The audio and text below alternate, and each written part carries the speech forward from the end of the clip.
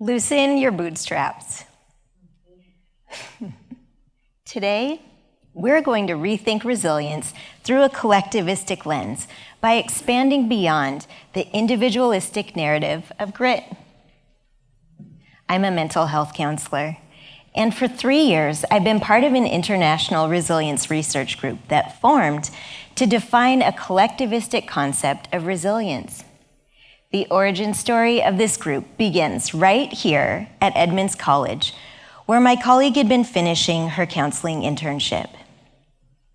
She was using a strengths-based style of counseling, and this identifies individual qualities like independence and achievement that drive a person's ability to overcome challenges. It became clear that this didn't resonate with the international student population. Many were left wondering if they were doing counseling right, and at times feeling as though they weren't good enough. And in fact, many Western ideas of strength really don't resonate internationally because it overlooks the effort of the group. So my hope today is to shift the emphasis away from a set of individual qualities, instead expanding into the sense of how self-healing is activated within caring attachments. To set the scene for this collectivistic concept, I'll recite a piece called The Bamboo Tree. This was written by my fellow researchers, Dr. Colin Ward and Dr. Keiko Sano in 2022. The bamboo tree, known as one of the fastest growing plants in the world, begins slowly. The roots take time to become established as they seek connection to the surrounding grove for nourishment, as well as depth to assist with stability. They grow best in pairs, and as the young trees increase their capacity for one another, as well as their surroundings, they find depth. Connection in this way promotes not only rapid growth, but also the ability to withstand adverse conditions. And this is relational resilience. It's stabilized through attachment and deepened by the shared sense of belonging with community, culture, and most importantly, one another. Withstanding adversity is not a single tree bending in the wind, nor an individual arising alone in the darkness upon falling.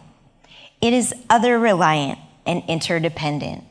All those who fall find support in the faith that others have in their strength to stand again, a faith that only comes when standing together, arm in arm.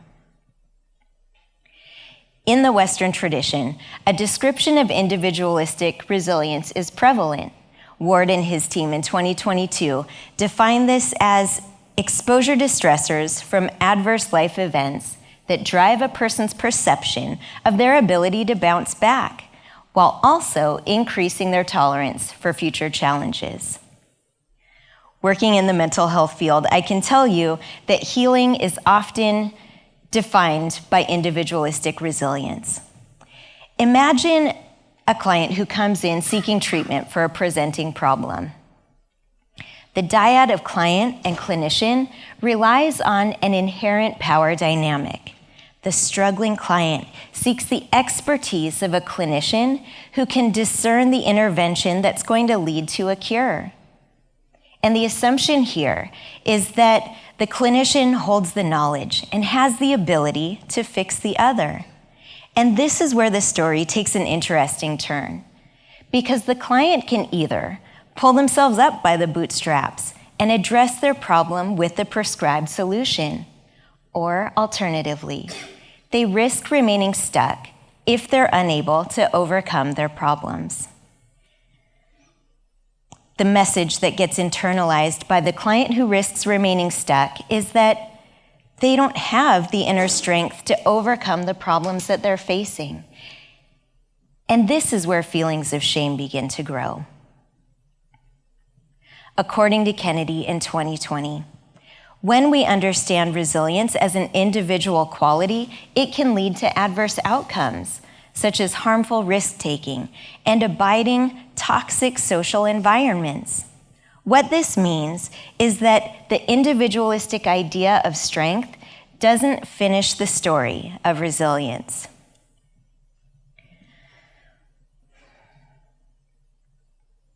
I'll give you a personal example of this.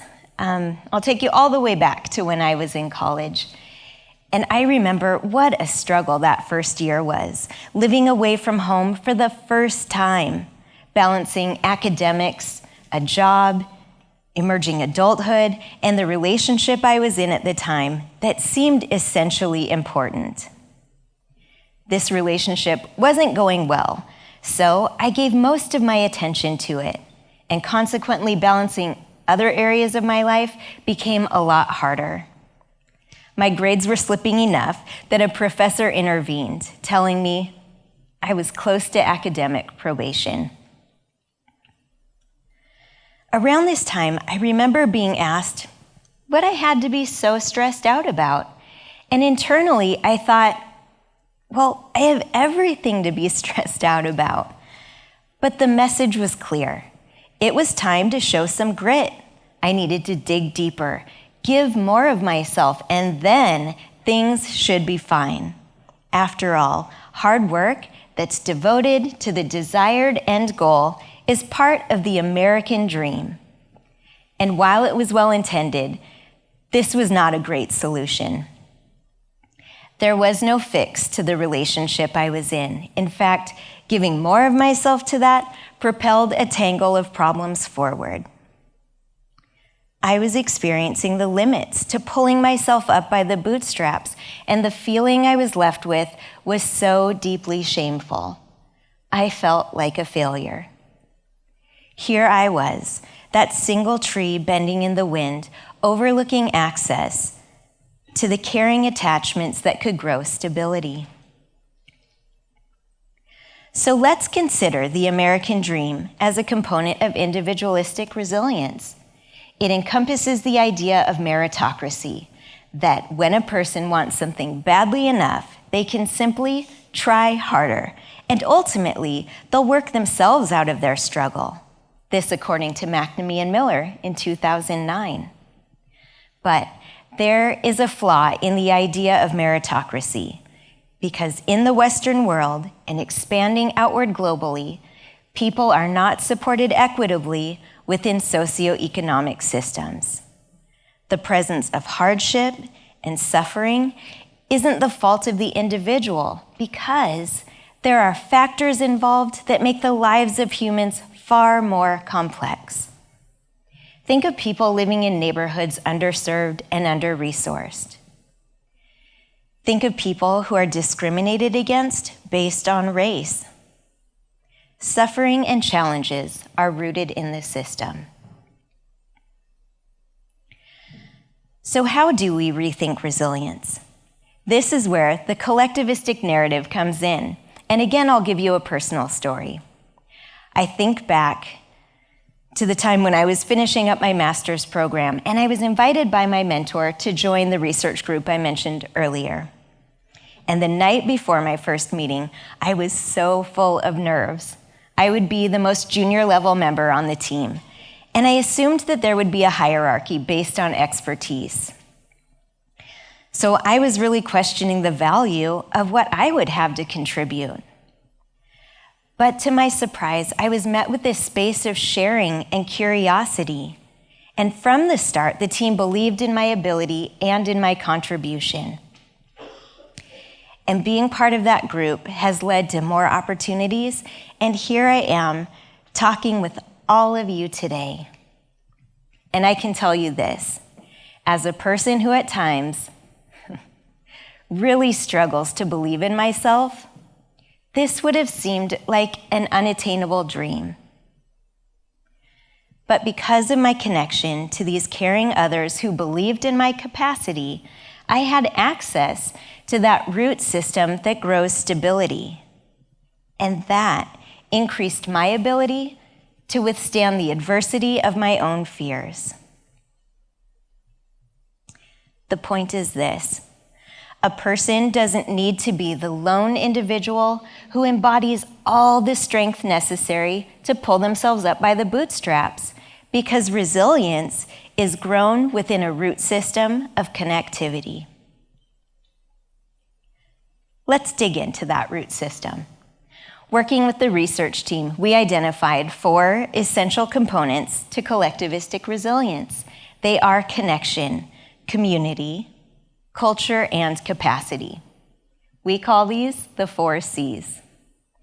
The first C is connection, and Unger in 2008 indicates that people look to be witnessed by supportive groups with the ability to hold their struggle.